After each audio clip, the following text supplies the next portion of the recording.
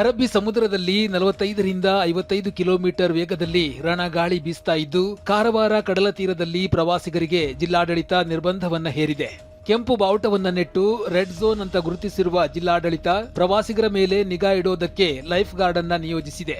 ಆದ್ರೂ ಈ ಮುನ್ನೆಚ್ಚರಿಕೆ ಕ್ರಮಕ್ಕೆ ಡೋಂಟ್ ಕೇರ್ ಎನ್ನುತ್ತಿರುವ ಪ್ರವಾಸಿಗರು ಅಲೆಗಳ ಅಬ್ಬರ ಹೆಚ್ಚಾಗಿದ್ರೂ ಸಮುದ್ರಕ್ಕಿಳಿದು ಹುಚ್ಚಾಟವನ್ನ ಮುಂದುವರಿಸಿದ್ದಾರೆ. ಇನ್ನು ಪ್ರವಾಸಿಗರನ್ನ ನಿಯಂತ್ರಿಸಲು ಲೈಫ್ ಗಾರ್ಡ್ಗಳು ಹರಸಾಹಸ ಪಟ್ಟಿದ್ದಾರೆ. ಇನ್ನೊಂದೆಡೆ ಯಾದಗಿರಿ ಜಿಲ್ಲೆಯಾದ್ಯಂತ ಸುರಿದ ಧಾರಾಕಾರ ಮಳೆ ಮತ್ತು ಬಿರುಗಾಳಿಗೆ ಅನ್ನದಾತರು ಅಕ್ಷರಶಃ ಕಂಗಾಲಾಗಿದ್ದಾರೆ. ಮಳೆ ಗಾಳಿಗೆ ಸಾವಿರಾರು ಮಾವಿನ ಹಣ್ಣುಗಳು ನೆಲಕ್ಕೆ ಉದುರಿದ್ದು ಬಾಚವಾರ್ ಗ್ರಾಮದಲ್ಲಿ ರೈತ ಬಸವರಾಜ್ ಬೆಳೆದ 2 ಎಕರೆ ಮಾವು ನಷ್ಟವಾಗಿದೆ. ಇನ್ನೊಂದೆಡೆ ಬೆಂಗಳೂರು ಸೇರಿದಂತೆ ರಾಜ್ಯದ 17 ಜಿಲ್ಲೆಗಳಲ್ಲಿ ಹವಾಮಾನ ಇಲಾಖೆ ಯೆಲ್ಲೋ ಅಲರ್ಟ್ ಮತ್ತು 2 ಜಿಲ್ಲೆಗಳಲ್ಲಿ ಆರೆಂಜ್ ಅಲರ್ಟ್ ಘೋಷಿಸಿದೆ. ರಾಜ್ಯದಲ್ಲಿ ಮತದಾರರ ಪಟ್ಟಿ ಸಮಗ್ರ ವಿಶೇಷ ಪರಿಷ್ಕರಣೆ ಪ್ರಕ್ರಿಯೆ ಬಗ್ಗೆ ಖಾಸಗಿ ಹೋಟೆಲ್ನಲ್ಲಿ ಸಭೆ ನಡೆದಿದೆ. ಸಿಎಂ ಸಿದ್ದರಾಮಯ್ಯ ಮತ್ತು ಡಿಸಿಎಂ ಡಿಕೆ ನೇತೃತ್ವದಲ್ಲಿ ಸಚಿವರು, ಶಾಸಕರು, ಪರಿಷತ್ ಸದಸ್ಯರು, ಸಂಸದರ ಉಪಸ್ಥಿತಿಯಲ್ಲಿ ಸಭೆ ಮಾಡಲಾಗಿದೆ. ಸಭೆಯಲ್ಲಿ ಎಸ್ಐಆರ್ ಪ್ರಕ್ರಿಯೆ ಕುರಿತು ಶಾಸಕರು, ಮಾಜಿ ಶಾಸಕರೊಂದಿಗೆ ಚರ್ಚಿಸಲಾಗಿದೆ. ಮುಂಬರುವ ಜಿಬಿಎ ಚುನಾವಣೆ, ಸ್ಥಳೀಯ ಸಂಸ್ಥೆಗಳ ಚುನಾವಣೆ ದೃಷ್ಟಿಯಿಂದ ಯಾವುದೇ ಮತದಾರರ ಪಟ್ಟಿ ಅಕ್ರಮವಾಗಿ ಡಿಲೀಟ್ ಆಗದಂತೆ ಮಾಡಲು ತೆಗೆದುಕೊಳ್ಳಬೇಕಾದ ಕ್ರಮಗಳ ಬಗ್ಗೆ ಚರ್ಚಿಸಲಾಗಿದೆ. ಇತರೆ ರಾಜ್ಯಗಳಲ್ಲಿ ಎಸ್ಐಆರ್ ಪ್ರಕ್ರಿಯೆ ಬಳಿಕ ಬಂದಿರೋ ಫಲಿತಾಂಶ ಕಂಡು ಆತಂಕದಲ್ಲಿರುವ ರಾಜ್ಯ ಕಾಂಗ್ರೆಸ್ ಎಸ್ಐಆರ್ ವಿರುದ್ಧ ಕಾನೂನು ಹೋರಾಟದ ಬಗ್ಗೆಯೂ ಚಿಂತನೆ ನಡೆಸಿದೆ. ಸುಪ್ರೀಂ ಕೋರ್ಟ್ ಮೂಲಕ ಅಂತಿಮ ವೋಟರ್ ಲಿಸ್ಟ್ ಪಡೆಯೋ ಪ್ಲಾನ್ ಕೂಡ ಮಾಡಲಾಗಿದೆ. ಜೊತೆಗೆ ಬಿಎಲ್ಎ ನೇಮಕ ಕಡೆ ಗಮನ ಕೊಡೋದು, ಜಾಗೃತಿ ಮೂಡಿಸೋದು ಸೇರಿದಂತೆ ಕೆಲವು ಮಹತ್ವದ ನಿರ್ಧಾರಗಳನ್ನು ತೆಗೆದುಕೊಳ್ಳಲಾಗಿದೆ. ಮೇ 26ರಂದು ದೆಹಲಿಗೆ ಬರುವಂತೆ ಸಿಎಂ ಸಿದ್ದರಾಮಯ್ಯಗೆ ಬುಲಾವ್ ನೀಡಲಾಗಿದೆ. ಹೈಕಮಾಂಡ್ ಬುಲಾವ್ ಮೇರೆಗೆ ಮಂಗಳವಾರ ಸಿಎಂ ಸಿದ್ದರಾಮಯ್ಯ ತೆರಳಲಿದ್ದಾರೆ. ಸಿಎಂ ಸಿದ್ದರಾಮಯ್ಯ ನಂತರ ಡಿಸಿಎಂ ಡಿಕೆಗೂ ಬುಲಾವ್ ನೀಡುವ ಸಾಧ್ಯತೆ ಇದೆ. ಇದೇ ವೇಳೆ ಅಧಿಕಾರ ಹಂಚಿಕೆ ವಿಚಾರ ಪ್ರಸ್ತಾಪಿಸುವ ಸಾಧ್ಯತೆ ಇದೆ.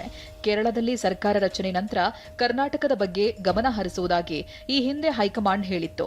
ಈ ಹಿನ್ನೆಲೆ ಮಂಗಳವಾರ ಸಿಎಂ ಸಿದ್ದರಾಮಯ್ಯಗೆ ಬುಲಾವ್ ನೀಡಲಾಗಿದೆ.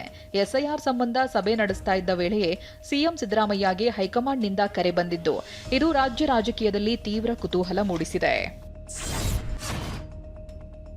ಸಿಎಂ ಸಿದ್ದರಾಮಯ್ಯ ಹಾಗೂ ಡಿಸಿಎಂ ಡಿಕೆಗೆ ಹೈಕಮಾಂಡ್ ಇದೇ ಮಂಗಳವಾರ ಬುಲಾವ್ ನೀಡಿದ ಬಗ್ಗೆ ಮತ್ತಷ್ಟು ಮಾಹಿತಿ ಸಿಕ್ಕಿದೆ. ರಾಜ್ಯಸಭಾ ಟಿಕೆಟ್ ಹಂಚಿಕೆ ವಿಚಾರವೇ ಹೈಕಮಾಂಡ್ ಬುಲಾವ್ಗೆ ಮೂಲ ಅಜೆಂಡಾ ಎನ್ನಲಾಗಿದೆ. ರಾಜ್ಯಸಭೆಯ 3 ಸ್ಥಾನಗಳು ಕಾಂಗ್ರೆಸ್ಗೆ ಬರಲಿವೆ. ಈ ಪೈಕಿ ಎಐಸಿಸಿ ಅಧ್ಯಕ್ಷ ಮಲ್ಲಿಕಾರ್ಜುನ್ ಖರ್ಗೆ ಮುಂದುವರಿಕೆಯಾಗಲಿದೆ. ಹೆಚ್ಚುವರಿ 2 ಸ್ಥಾನಗಳ ಬಗ್ಗೆ ಸಿಎಂ ಡಿಸಿಎಂ ಜೊತೆ ಹೈಕಮಾಂಡ್ ಚರ್ಚೆ ನಡೆಸಲಿದೆ. ಮೂಲ ಅಜೆಂಡಾ ಹೊರತುಪಡಿಸಿ ಸಂಪುಟ ಪುನರಚನೆ ಬಗ್ಗೆ ಸಿಎಂ ಪ್ರಸ್ತಾಪಿಸುವ ಸಾಧ್ಯತೆ ಇದೆ. ಇದೇ ವೇಳೆ ನಾಯಕತ್ವ ಬದಲಾವಣೆ ಬಗ್ಗೆ ಡಿಸಿಎಂ ಡಿಕೆ ಪ್ರಸ್ತಾಪಿಸುವ ಸಾಧ್ಯತೆ ಇದೆ. ದೇಶದಲ್ಲಿ ಎಸ್ಐಆರ್ ಪ್ರಕ್ರಿಯೆಯಿಂದಾಗಿ ಅರ್ಜಿ ಸಲ್ಲಿಸದ ಬಡವರು ಮತದಾನದ ಹಕ್ಕನ್ನು ಕಳೆದುಕೊಳ್ಳುವ ಭೀತಿ ಎದುರಾಗಿದೆ. ಈ ಮತದಾರರ ತೀವ್ರ ಪರಿಷ್ಕರಣೆ ಪ್ರಕ್ರಿಯೆಯಿಂದಾಗಿ ಪಿಂಚಣಿ, ಜಮೀನಿನಂತಹ ಪ್ರಮುಖ ಸರ್ಕಾರಿ ಸೌಲಭ್ಯಗಳಿಂದ ಬಡಜನರು ವಂಚಿತರಾಗಬೇಕಾಗುತ್ತದೆ. ಆದ್ದರಿಂದ ಅರ್ಹರ ಹೆಸರುಗಳು ಪಟ್ಟಿಯಿಂದ ಕೈತಪ್ಪದಂತೆ ಎಲ್ಲ ರಾಜಕೀಯ ಪಕ್ಷಗಳು ಬಿಎಲ್ಎಗಳನ್ನು ನೇಮಿಸಿ ಜಾಗೃತಿ ಮೂಡಿಸಬೇಕು ಎಂದು ಉಪಮುಖ್ಯಮಂತ್ರಿ ಡಿಕೆ ಶಿವಕುಮಾರ್ ಹೇಳಿದ್ದಾರೆ. ನಮ್ಮಿಂದ ಏನು ತಪ್ಪಾಗಬಾರ್ದು, ಸರ್ಕಾರದಿಂದ ಏನು ತಪ್ಪಾಗಬಾರ್ದು, ನಾವು ಎಲ್ಲರಿಗೂ ನ್ಯಾಯ ಒದಗಿಸ್ಕೊಳ್ಬೇಕು ಅನ್ನೋ ದೃಷ್ಟಿಯಿಂದ ಎಲೆಕ್ಷನ್ ಗೆಲ್ಲೋದು, ಸೋಲೋದು, ವೋಟ್ ಹಾಕೋದು ಅದೆಲ್ಲ ಬೇರೆ ವಿಚಾರ.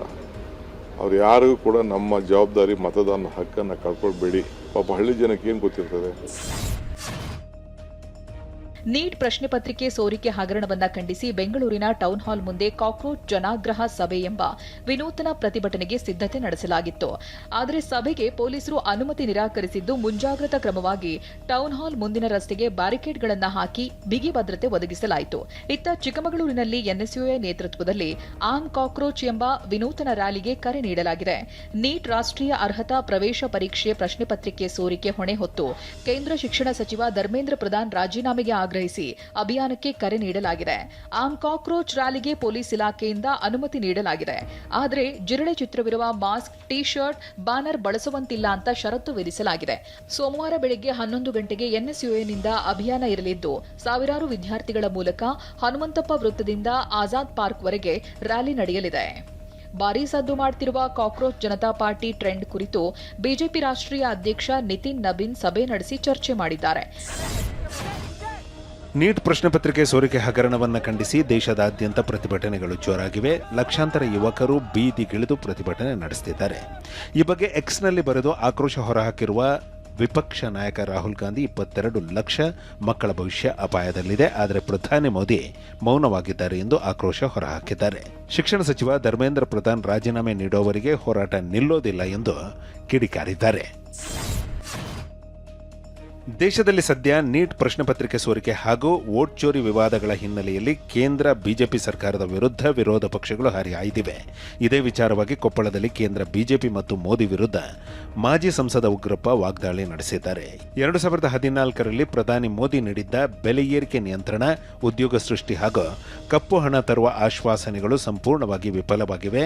ವಾರಕ್ಕೆ 3 ಬಾರಿ ಪೆಟ್ರೋಲ್ ಡೀಸೆಲ್ ಹೆಚ್ಚಿಸಿ ಬರೆ ಎಳೆದಿದ್ದಾರೆ ಎಂದು ಆಕ್ರೋಶ ಹೊರಹಾಕಿದ್ದಾರೆ. ಚಿನ್ನ ಬೆಳ್ಳಿ ಖರೀದಿ ಮಾಡಬೇಡಿ ಎನ್ನುವ ಮೂಲಕ ಈ ನೆಲದ ಸಂಸ್ಕೃತಿ ಅರಿಯದ ಮೋದಿ ಮಹಿಳೆಯರ ತಾಳಿ ಮತ್ತು ಕಾಲುಂಗರದ ಪವಿತ್ರತೆಗೆ ಧಕ್ಕೆ ತರುತ್ತಿದ್ದಾರೆ. 10 ವರ್ಷಗಳಲ್ಲಿ 216 ಲಕ್ಷ ಕೋಟಿ ಸಾಲ ಮಾಡಿ ದೇಶದ ಸಾಮರಸ್ಯ ಹಾಳುಗೆಡವಿರುವ ಕೇಂದ್ರ ಬಿಜೆಪಿ ಆಡಳಿತದಿಂದ ಬೇಸತ್ತೆ ಇವತ್ತು ಜನರೆಲ್ಲ ಕಾಕ್ರೋಚ್ ಪಾರ್ಟಿಗೆ ಬೆಂಬಲ ನೀಡುತ್ತಿದ್ದಾರೆ ಎಂದು ಕಿಡಿಕಾರಿದ್ದಾರೆ.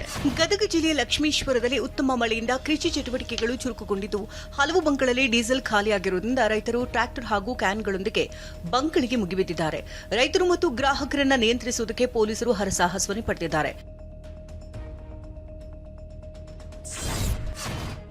ಬಿಡದಿ ಟೌನ್ಶಿಪ್ಗೆ ಬಿಜೆಪಿ ಜೆಡಿಎಸ್ ನಾಯಕರ ವಿರೋಧ ವಿಚಾರದ ಬಗ್ಗೆ ಮಾತನಾಡಿರುವ ಯೂತ್ ಕಾಂಗ್ರೆಸ್ ಅಧ್ಯಕ್ಷ ಮಂಜುನಾಥ್ ಗೌಡ, ಬಿಡದಿ ಟೌನ್ಶಿಪ್ ನಿರ್ಮಾಣದಿಂದ ಅಲ್ಲಿನ ಜನ ಬಹಳ ಖುಷಿಯಾಗಿದ್ದಾರೆ ಎಂದಿದ್ದಾರೆ. ಕೇಂದ್ರ ಸಚಿವ ಎಚ್.ಡಿ. ಕುಮಾರಸ್ವಾಮಿಗೆ ಕೇವಲ ಯೂ ಟರ್ನ್ ಮಾಡೋದು ಮಾತ್ರ ಗೊತ್ತಿದೆ ಅಂತ ಲೇವಡಿ ಮಾಡಿರುವ ಮಂಜುನಾಥ್, ಬಿಡದಿಯಲ್ಲಿ ಎಚ್ಡಿಕೆ ಮತ್ತು ಅವರ ಸಂಬಂಧಿಕರ ಸಾವಿರಾರು ಎಕರೆ ತೋಟ ಇರೋದ್ರಿಂದಲೇ ಅವರು ಟೌನ್ಶಿಪ್ ಯೋಜನೆಯನ್ನ ವಿರೋಧಿಸ್ತಾ ಇದ್ದಾರೆ ಅಂತ ಆರೋಪಿಸಿದ್ದಾರೆ. ಇದೇ ವೇಳೆ ನಿಖಿಲ್ ಕುಮಾರಸ್ವಾಮಿ ವಿರುದ್ಧವೂ ವಾಗ್ದಾಳಿ ನಡೆಸಿದ್ದಾರೆ. ಬೆಂಗಳೂರು ದಕ್ಷಿಣ ತಾಲೂಕಿನ ವಡೇರಹಳ್ಳಿ ಗೇಟ್ ಬಳಿ ಪ್ರಧಾನಿ ಮೋದಿ ಸಾಗುವ ಮಾರ್ಗದಲ್ಲಿ ಜಿಲೆಟಿನ್ ಕಡ್ಡಿಗಳು ಪತ್ತೆಯಾದ ಪ್ರಕರಣಕ್ಕೆ ಸಂಬಂಧಪಟ್ಟ ಹಾಗೆ 6 ಪೊಲೀಸ್ ಸಿಬ್ಬಂದಿಯನ್ನ ಅಮಾನತುಗೊಳಿಸಲಾಗಿದೆ. ಕರ್ತವ್ಯ ಲೋಪದ ಹಿನ್ನೆಲೆಯಲ್ಲಿ ಓರ್ವ ಪಿಎಸ್ಐ, ಓರ್ವ ಎಎಸ್ಐ ಹಾಗೂ 4 ಕಾನ್ಸ್ಟೇಬಲ್ಗಳನ್ನ ಅಮಾನತು ಮಾಡಿ ಬೆಂಗಳೂರು ದಕ್ಷಿಣ ಎಸ್ಪಿ ಶ್ರೀನಿವಾಸ್ ಗೌಡ ಆದೇಶವನ್ನ ಹೊರಡಿಸಿದ್ದಾರೆ. ಮೇ 10ರಂದು ಪ್ರಧಾನಿ ಮೋದಿ ಬೆಂಗಳೂರಿಗೆ ಬಂದಿದ್ದ ವೇಳೆ ಈ ಸಿಬ್ಬಂದಿಯನ್ನ ಬಂದೋಬಸ್ತ್ ಕರ್ತವ್ಯಕ್ಕೆ ನಿಯೋಜಿಸಲಾಗಿತ್ತು.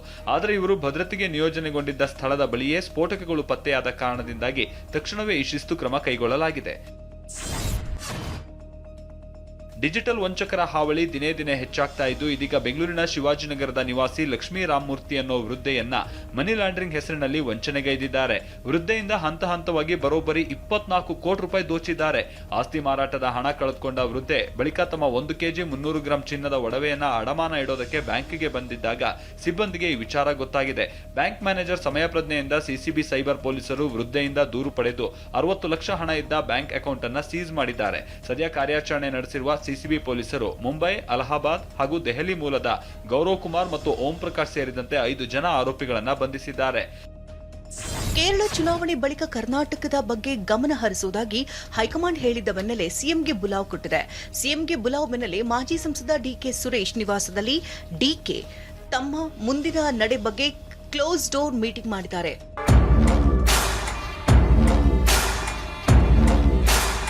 ಮಹತ್ವಾಕಾಂಕ್ಷೆಯ ಗ್ಯಾರಂಟಿಗಳಾದ ಗೃಹಲಕ್ಷ್ಮಿ ಮತ್ತು ಗೃಹಜ್ಯೋತಿ ಫಲಾನುಭವಿಗಳ ಪರಿಷ್ಕರಣೆಗೆ ರಾಜ್ಯ ಸರ್ಕಾರ ನಿರ್ಧಾರ ಮಾಡಿದೆ. ನಿನ್ನೆ ನಡೆದ ಎಸ್ಐಆರ್ ಸಭೆಯಲ್ಲಿ ಸಿಎಂ ಡಿಸಿಎಂ ಗೃಹಲಕ್ಷ್ಮಿ, ಗೃಹಜ್ಯೋತಿ ಫಲಾನುಭವಿಗಳ ಪರಿಷ್ಕರಣೆಗೆ ನಿರ್ಧರಿಸಿದ್ದಾರೆ. ಮೃತಪಟ್ಟವರ ಹೆಸರಿನಲ್ಲೂ ಗೃಹಲಕ್ಷ್ಮಿ ಹಣ ಸಂದಾಯವಾಗ್ತಾ ಇದೆ. ತೆರಿಗೆ ಕಟ್ತಾ ಇರುವವರು ಹಣದ ಲಾಭವನ್ನ ಪಡೆದಿದ್ದಾರೆ. ಒಂದೇ ಮನೆಯಲ್ಲಿ ಇಬ್ಬಿಬ್ಬರಿಗೆ ಗೃಹಲಕ್ಷ್ಮಿ ಹಣ ಜಮೆ ಆಗ್ತಿದೆ ಅಂತ ಸಮಗ್ರ ಪರಿಶೀಲನೆಗೆ ಸಿಎಂ ಡಿಸಿಎಂ ಚಿಂತನೆ ನಡೆಸಿದ್ದಾರೆ. ಇನ್ನು ಮಾಜಿ ಪ್ರಧಾನಿ ಎಚ್.ಡಿ. ದೇವೇಗೌಡರನ್ನ ರಾಜ್ಯಸಭೆಗೆ ಮರು ಆಯ್ಕೆ ಮಾಡುವ ಬಗ್ಗೆ ನಾವು ಯಾರ ಬಗ್ಗೆಯೂ ಕೇಳಿಲ್ಲ ಅಂತ ಕೇಂದ್ರ ಸಚಿವ ಮಾಜಿ ಸಿಎಂ ಎಚ್.ಡಿ. ಕುಮಾರಸ್ವಾಮಿ ಹೇಳಿದ್ದಾರೆ. ಬೆಂಗಳೂರಿನಲ್ಲಿ ಮಾತನಾಡಿದಂತ ಅವರು, ನಾವು ಯಾರನ್ನು ಮರು ಆಯ್ಕೆ ಬಗ್ಗೆ ಕೇಳಿಲ್ಲ, ಅವರದ್ದು 63 ಸ್ಥಾನವಿದೆ, ಹೀಗಾಗಿ ಬಿಜೆಪಿಯವರೇ ನಿರ್ಧರಿಸುತ್ತಾರೆ.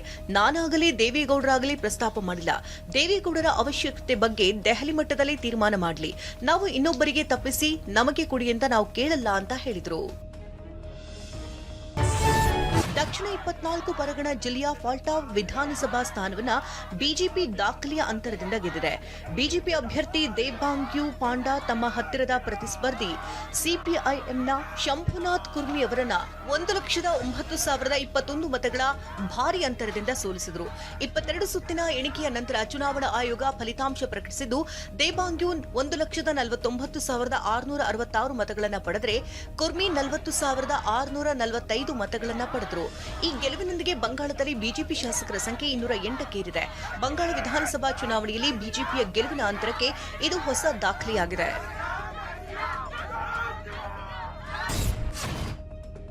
ಮತ್ತೆ ವಾಹನ ಸವಾರರಿಗೆ ಇಂಧನ ಬೆಲೆ ಏರಿಕೆಯ ಶಾಕ್ ತಟ್ಟಿದೆ. ಪೆಟ್ರೋಲ್ ಡೀಸೆಲ್ ದರ ಮತ್ತೊಮ್ಮೆ ಹೆಚ್ಚಿಸುವ ಮೂಲಕ ಗ್ರಾಹಕರಿಗೆ ಬರೆ ಎಳೆಯಲಾಗಿದೆ. ಇವತ್ತು ಪ್ರತಿ ಲೀಟರ್ ಪೆಟ್ರೋಲ್ ದರ ₹2.61 ಹೆಚ್ಚಾಗಿದ್ರೆ ಪ್ರತಿ ಲೀಟರ್ ಡೀಸೆಲ್ ದರ ₹2.71 ಏರಿಕೆ ಕಂಡಿದೆ. 11 ದಿನದ ಅಂತರದಲ್ಲಿ ಇವತ್ತು 4ನೇ ಬಾರಿ ದರ ಹೆಚ್ಚಿಸಿ ಜನಸಾಮಾನ್ಯರ ಮೇಲೆ ಕೇಂದ್ರ ಸರ್ಕಾರ ಹೊರೆ ಹಾಕಿದೆ. ದೆಹಲಿಯಲ್ಲಂತೂ ಪೆಟ್ರೋಲ್ ದರ ₹100 ಗಡಿ ದಾಟಿದೆ. ಮೇ 15ರಂದು ಪೆಟ್ರೋಲ್ ₹3.25 ಏರಿಕೆಯಾಗಿದ್ರೆ ಅವತ್ತೇ ಡೀಸೆಲ್ ₹3.11 ಹೆಚ್ಚಳವಾಗಿತ್ತು. ಮೇ 19ಕ್ಕೆ ಪೆಟ್ರೋಲ್ 99 ಹೆಚ್ಚಾಗಿದ್ರೆ ಡೀಸೆಲ್ 94 ಏರಿಕೆ ಕಂಡಿತ್ತು. ಅದಾದ ಬಳಿಕ ಮೇ 23ರಂದು ಪೆಟ್ರೋಲ್ ಪ್ರತಿ ಲೀಟರ್ಗೆ 95 ಹೆಚ್ಚಳವಾಗಿತ್ತು. ಡೀಸೆಲ್ ಲೀಟರ್ಗೆ 95 ಏರಿಕೆಯಾಗಿತ್ತು. ಈಗ ಮತ್ತೆ ಇವತ್ತು ಅಂದ್ರೆ ಮೇ 25ರಂದು ಪೆಟ್ರೋಲ್ ₹2.61 ಹೆಚ್ಚಾಗಿದ್ರೆ ಡೀಸೆಲ್ 1 ಲೀಟರ್ಗೆ ₹2.71 ಏರಿಕೆ ಕಂಡಿದೆ.